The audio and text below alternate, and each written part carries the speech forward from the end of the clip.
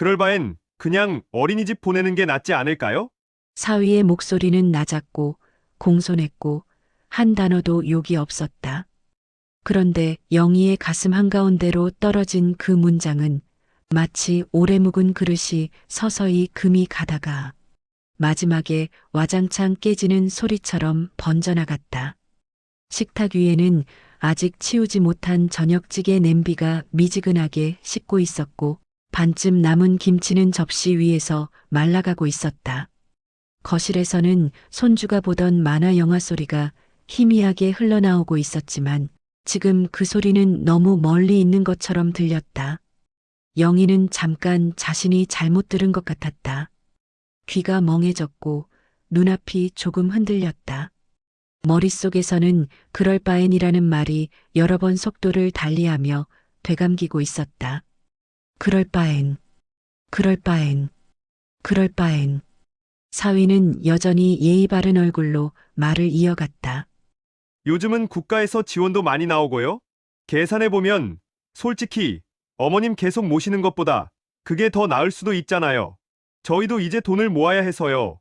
계산해보면 어느새 내가 도와주러 온 것이 아니라 얹혀 살고 있다고 생각이 드나 보다.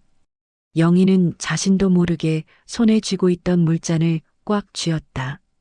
손등에 힘줄이 솟았다가 서서히 가라앉았다. 유리컵 안의 물이 아주 조금 흔들렸다. 대답을 해야 한다는 건 알겠는데 어떤 말을 해야 할지 찾는데 시간이 필요했다. 입안이 말라 혀가 입천장에 붙는 느낌이었다. 딸은 그 옆에서 안절부절 못하는 표정으로 엄마와 남편을 번갈아 바라보고 있었다. 엄마, 그냥 민수 말이 전부 틀린 건 아니야. 요즘 어린이집도 잘 돼 있고, 선생님들도 다 자격증 있고, 엄마도 많이 힘들잖아. 영희는 딸의 말을 듣는 둥 마는 둥 했다. 힘들잖아라는 말이 이상하게 들렸다. 힘들다는 걸 이제야 눈치챈 건지 아니면 원래 알고 있으면서도 그동안 모른 척 했던 건지 그것도 잘 모르겠었다. 셋이 앉아 있는 이 작은 거실이 갑자기 낯설어졌다. 여기가 자신이 매일같이 밥을 하고 장난감을 치우고 빨래를 널던 집이 맞는지 의심스러울 만큼 조금 전 자신이 무슨 말을 했던가. 미안한데 생활비를 조금만 도와줄 수 있을까? 그 한 문장을 꺼내기까지 얼마나 많은 밤을 뒤척였던가. 통장 잔고를 몇 번이나 들여다보았던가. 양말이 해져도 아직 신을 만하네 하고 넘어가고 먹고 싶던 반찬 앞에서 가격표를 보고 돌아서던 날들이 머릿속에 차례로 떠올랐다. 그 모든 순간들이 그 한 문장에 모여 있었는데 돌아온 대답은 그럴 바엔 어린이집이었다. 식탁 위 형광등 불빛이 유난히 차갑게 느껴졌다. 빛은 예전과 똑같이 내려오고 있는데 오늘은 그 아래에 앉아 있는 사람들이 달라진 것 같았다. 대화의 무게도 공기의 온도도 전부. 사위는 여전히 조심스러운 표정을 하고 있었다. 나쁜 말을 했다는 자각도 상처를 줬다는 생각도 없는 얼굴이었다. 그가 보기에는 이것이 그저 합리적인 선택지 중 하나를 말한 것뿐일 것이다. 영희는 그게 더 서글펐다. 분명히 악의 없는 말인데도 자신을 이렇게 무너뜨리는 게 무엇인지 알 수가 없었다. 잠시 후 영희의 입에서 겨우 한마디가 나왔다. 그래, 그렇구나. 그 말은 대답이라기보다는 스스로를 달래는 말에 가까웠다. 그래, 그렇구나. 이제야 알겠구나. 그동안은 몰랐구나. 그 안에 여러 가지 의미가 뒤섞여 있었지만 입 밖으로 나온 건 단 세 문장이었다. 딸이 얼른 말을 이었다. 엄마, 엄마한테 부담 안 되는 방향으로 생각해보자는 거야. 우리도 엄마한테 돈을 드릴 형편은 솔직히 아직은 좀 그렇고, 어린이집 보내면 엄마도 좀 쉬고, 돈을 드릴 형편은 없다. 그 말도 틀린 말이 아닐 것이다. 집값, 대출, 아이 교육비. 젊은 부부가 감당해야 할 것들이 얼마나 많은지 모르는 건 아니다. 뉴스에서도 주변 사람들 입에서도 늘 푸념처럼 흘러나오는 이야기니까. 그래서 영희는 그저 고개를 한번 끄덕였다. 그렇지만 마음 한쪽에서는 아주 작은 속삭임이 들려왔다. 그럼 나는? 그 질문은 소리를 내지 못한 채 가라앉았다. 잠시 침묵이 흘렀다. TV에서는 여전히 만화 영화 속 캐릭터들이 우스꽝스러운 목소리로 대사치고 있었고, 부엌에서는 식지 않은 밥 냄새와 된장과 마늘 냄새가 뒤섞여 공기를 메우고 있었다.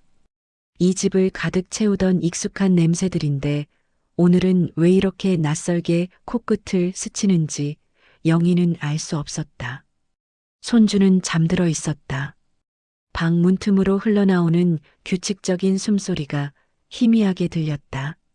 작은 가슴이 오르내리는 모습이 눈에 그려지는 듯했다. 영희는 문득 이제 곧 그 아이가 이 집이 아닌 다른 공간에서 낮 시간을 보내게 될 거라는 사실을 떠올렸다. 어린이집, 낯선 선생님들, 낯선 친구들, 낯선 장난감들. 그곳에서 아이는 하루를 보내겠지.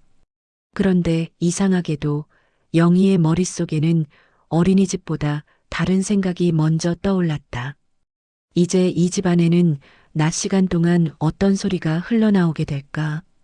아이의 웃음 대신 고요함이 가득한 조용한 집, 장난감이 널려 있지 않은 바닥, 점심시간에 맞춰 밥을 지을 필요가 없는 부엌. 그때서야 비로소 자신이 얼마나 많은 시간을 이 아이에게 내어주었는지, 얼마나 많은 하루를 이 집에 묶어두었는지 또렷하게 실감이 났다. 영희가 손주를 처음 안았던 날도 이렇게 겨울이었다. 병원 복도는 약품 냄새와 소독약 냄새로 가득했는데 그 속에서 아기에게서만 나던 따뜻하고 달큰한 냄새가 있었다. 작은 몸이 이불에 쌓인 채 자신의 팔 안으로 들어왔을 때 영희는 자신도 모르게 웃음이 났다. 내가 봐줄게. 일하러 다녀. 걱정 말고. 그때 딸은 눈물을 글썽이며 고맙다는 말을 반복했다. 사위도 고개를 여러 번 숙이며 인사했다. 그날 병원 창밖으로 보이던 겨울 하늘은 유난히 맑았다. 바람이 차가워서 더 선명해 보이는 파란색. 그 하늘 아래에서 영희는 자신이 앞으로 하게 될 선택이 얼마나 큰 것인지 깊이 생각하지 못했다. 그저 가족이니까라는 말 한마디면 다 설명이 되는 줄 알았다. 처음 몇 달은 바빴지만 마음은 참 따뜻했다. 밤에 아이가 울면 안아들고 방 안을 빙빙 돌았다. 아이의 머리카락에서 나던 냄새, 작게 웅크린 손가락, 손바닥에 닿는 체온. 새벽까지 앉아있던 날에도 아침 햇빛이 커튼 사이로 들어오면 이상하게 기운이 났다. 그 작은 얼굴이 자신을 보고 웃으면 세상에 그보다 큰 보상이 또 어디 있을까 싶었다. 하지만 시간이 지나면서 몸이 달라졌다. 한 번은 허리를 삐끗해 병원에 간 날이 있었다. 의사는 엑스레이를 보며 말했다. 계속 무거운 거 안으시면 안 됩니다. 허리가 더 나빠져요. 아이를 자주 안습니까? 영희는 애매하게 웃으며 대답했다. 예, 조금요. 조금이라는 말 속에는 하루에도 몇 번씩 아이를 안고 업고 침대에서 떨어질까봐 안고 자던 날들이 전부 숨어 있었다. 의사는 디스크 조심하라고, 스트레칭을 자주 하라고, 그러면서도 결국은 말끝을 이렇게 맺었다. 그래도 손주죠? 조심해서 보세요. 그 말은 참 이상한 위로였다.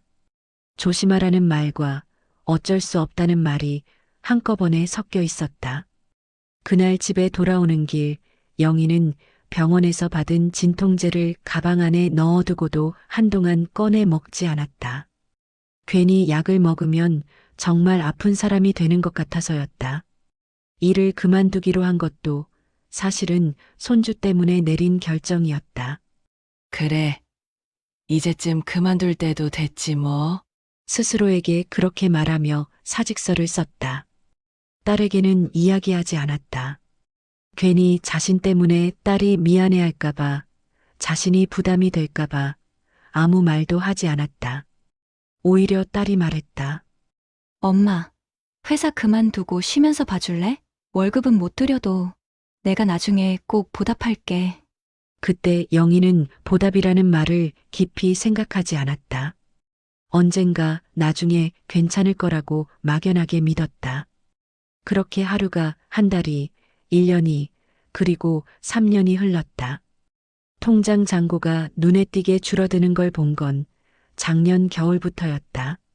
난방비가 오르고 장 보러 가면 예전보다 장바구니가 덜 채워지는 느낌이 들었다. 처음에는 별 생각 없이 지나쳤다. 뭐, 나이 먹으면 욕심 줄여야지.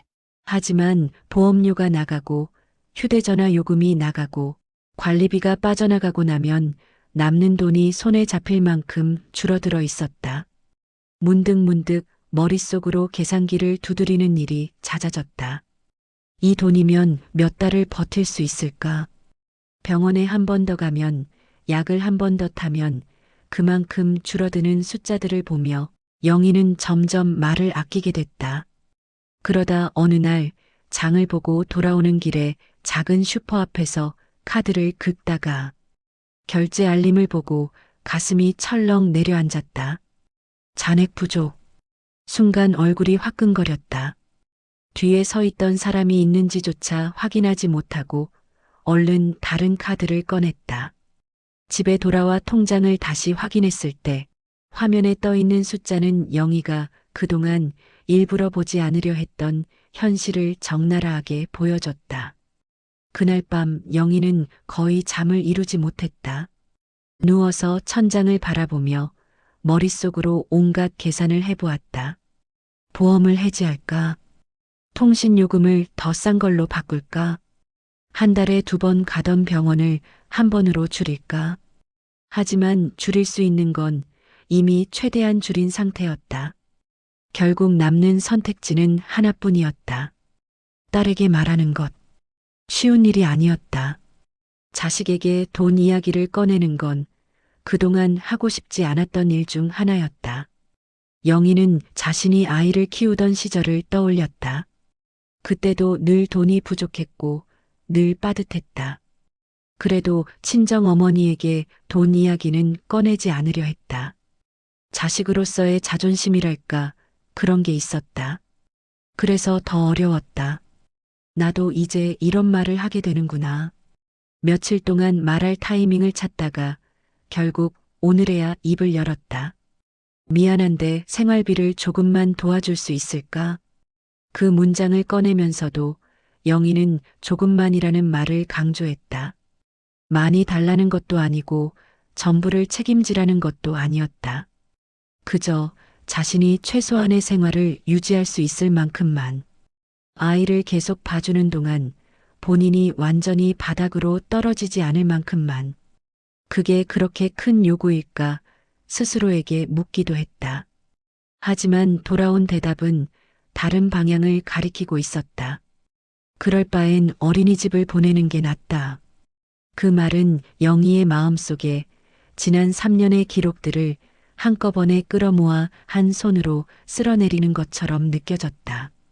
새벽에 열이 난 아이를 안고 약국 문이 열릴 시간까지 버텼던 날들, 비 오는 날 장화를 신겨 데리고 나가 무릉덩이를 밟게 해주며 웃던 순간들, 감기 걸려 잠 못 이루는 아이 옆에서 등을 토닥이며 함께 뜬 눈으로 밤을 지새우던 밤뒤.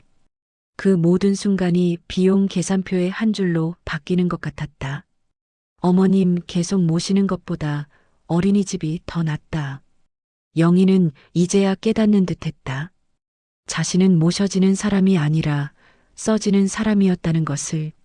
자리를 채우기 위해 불려온 사람, 일당 대신 감사의 말로 대체되는 사람. 그리고 그 감사의 말은 생활비가 필요하다는 한마디 앞에서 쉽게 방향을 틀 수 있다는 것도. 엄마, 너무 마음 쓰지 마. 딸의 목소리가 조심스럽게 들려왔다. 우리가 엄마한테 고마운 건 진짜야.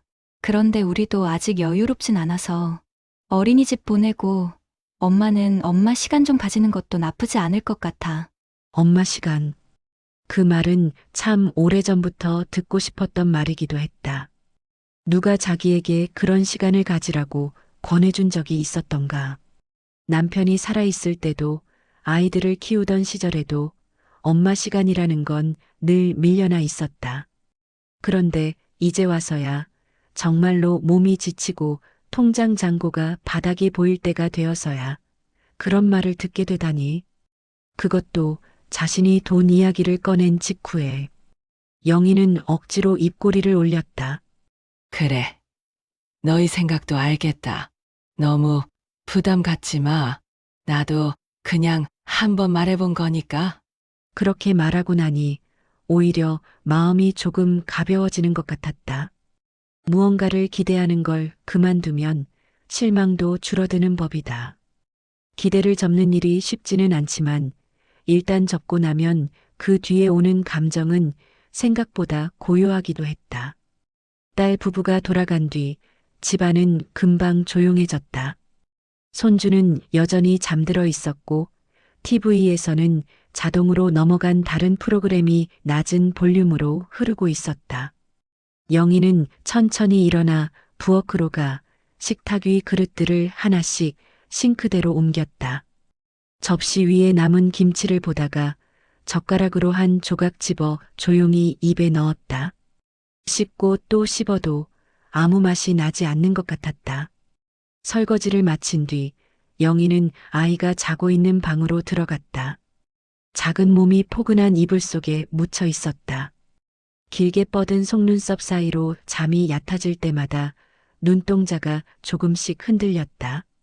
영희는 이불 끝을 한 번 더 끌어올려 아이의 어깨를 덮어주고 한참을 가만히 내려다보았다. 이 아이는 아무것도 모른다. 어른들의 계산도 대출 이자도 통장 잔고도 모른다. 그저 눈을 뜨면 할머니를 찾고 배가 고프면 울고 졸리면 눈을 비비다가 잠들 뿐이다. 그 단순한 진실이 이상하게도 영희의 가슴을 찌르듯 아프게 했다. 아이와 함께했던 지난 3년의 낮과 밤이 마치 필름처럼 머릿속에서 다시 돌기 시작했다. 공원 벤치에 앉아 아이에게 과자를 쥐어주던 날 옆에 앉은 다른 할머니가 말했다.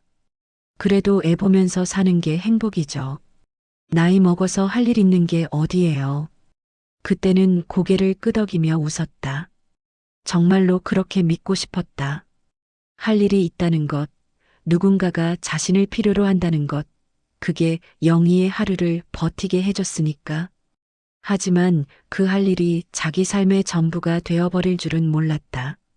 자신을 위한 시간, 자신을 위한 선택은 언제부턴가 나중에로 미뤄져 있었다. 이제 그것을 다시 생각해봐야 할 때가 온 것 같다. 방을 나와 거실로 돌아온 영희는 한동안 소파에 앉아 아무것도 하지 않았다. TV 화면에 흘러가는 자막이 눈에 들어오지 않았다. 대신 머릿속에서는 조용한 결심이 천천히 그러나 분명하게 형태를 잡고 있었다. 그래, 어린이집을 보내도 되겠지. 그 생각은 처음에는 서글픔과 함께 찾아왔다. 자신이 더 이상 필요 없는 사람이 되는 것 같아서 마음 한구석이 시렸다. 하지만 곧 다른 생각이 따라붙었다. 그럼 나는 이제 뭘 할 수 있을까? 이 질문은 오래전부터 마음 어딘가에 있었던 것 같다. 아이들이 모두 집을 떠났을 때, 남편이 세상을 떠났을 때, 혼자 남은 집안에서 조용히 흘려보냈던 질문. 그때는 다시 일을 시작하며 혹은 손주를 보며 그 질문을 일부러 묻어두고 살았다. 그런데 이제는 피할 수 없게 눈앞에 다시 나타났다. 영희는 천천히 그러나 아주 또렷하게 깨닫고 있었다. 나는 할머니이기 전에 한 사람인데 이 사실을 잊고 살았던 시간들이 너무 길었다. 자식에게 미안해서, 손주가 예뻐서, 가족이라는 이름 뒤에 자신을 숨겨놓고 살았다. 물론 그 시간들이 모두 후회되는 것은 아니다. 아이의 손을 잡고 걷던 봄날의 공원도, 감기에 걸려 축 처져 있던 아이의 이마를 짚던 밤도, 손주가 처음 할머니라고 불렀을 때의 떨림도 다 소중한 기억이다. 하지만 그 소중함이 자신의 모든 것을 소모해도 괜찮다는 의미는 아니다. 이 사실을 이제는 인정해야 할 것 같았다. 그날 밤 영희는 일기를 쓸까 하다가 그만두었다. 대신 작은 메모지 한 장을 꺼내어 또박또박 한 줄을 적었다. 이제부터는 나도 나를 챙길 것. 마침표를 찍고 나서도 한참을 그 문장을 바라보았다. 어린아이 글씨처럼 삐뚤빼뚤한 글씨였지만 그 안에 담긴 결심만은 그 어느 때보다 단단해 보였다. 메모지를 접어 서랍 안에 넣으려다가 다시 꺼내 냉장고 문에 자석으로 붙였다. 누가 보더라도 상관없었다. 오히려 누군가 봐줬으면 하는 마음도 있었다. 다음 날 아침 손주는 평소처럼 영희를 부르며 눈을 떴다. 할머니, 물. 영희는 웃으며 물컵을 건네주었다. 오늘이 아이와 보내는 마지막 날이 아닐지도 모른다. 당장 어린이집을 보내는 건 아닐 테니까. 하지만 언젠가 가까운 시일 안에 그날은 올 것이다. 이제 그 사실이 예전처럼 두렵게만 느껴지진 않았다. 우리 오늘은 공원 말고 다른 데 가볼까? 영희는 아이의 머리를 쓰다듬으며 조용히 말했다. 아이는 무슨 말인지 잘 모르겠다는 듯 그저 웃으며 고개를 끄덕였다. 영희는 부엌으로 가 밥을 짓기 시작했다. 쌀을 씻는 물소리가 싱크대 안에서 잔잔하게 울렸다. 여전히 허리는 조금 아팠고 손목도 뻐근했지만 마음은 이상하리만큼 차분했다. 점심 무렵 딸에게서 연락이 왔다. 엄마, 어제 얘기한 건 우리도 조금 더 생각해 볼게. 어린이집도 알아보고 엄마도 너무 무리하지 말고 생활비는 아주 많이는 못 들여도 조금씩은 어떻게든 맞춰볼게. 딸의 목소리에는 미안함과 부담과 조금의 안도감이 섞여 있었다. 영희는 핸드폰을 귀에 댄 채 잠시 생각하다가 조용히 대답했다. 그래. 천천히 생각해. 나도 생각 좀 해볼게. 너희가 뭐 해주지 않아도 나도 이제 나를 좀 챙겨보려고. 딸은 순간 말이 없었다. 엄마가 엄마를 챙긴다고? 그 말이 너무 낯설게 들리는지 살짝 웃음이 섞인 목소리였다. 영희는 그 웃음의 서운함보다는 오히려 희미한 기쁨을 느꼈다. 그만큼 이제부터는 자신이 해본 적 없는 일을 해보게 될 테니까. 그래.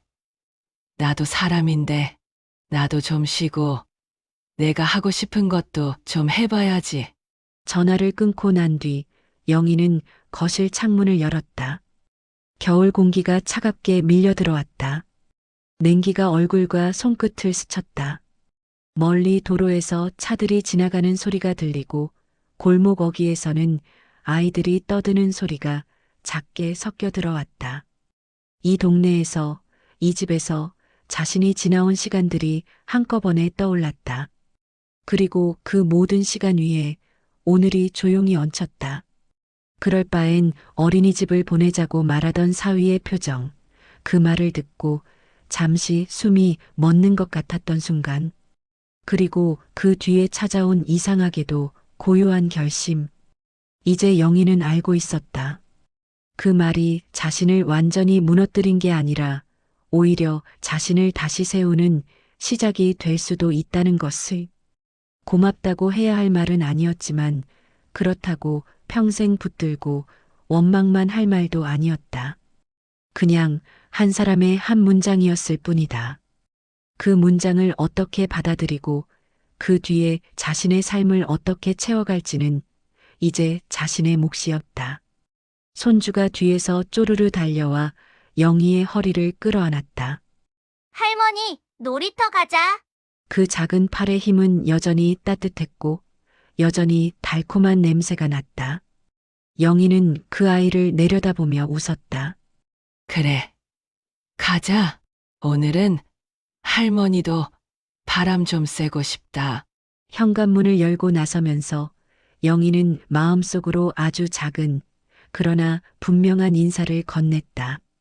수고했다 나. 그리고 이제부터 잘해보자 나. 그 인사는 누구에게도 들리지 않았지만 겨울 햇살은 그 말을 알아들은 듯 조용히 그녀의 어깨 위에 내려앉았다. 시청해주셔서 감사합니다. 구독과 좋아요는 영상 제작에 힘이 됩니다.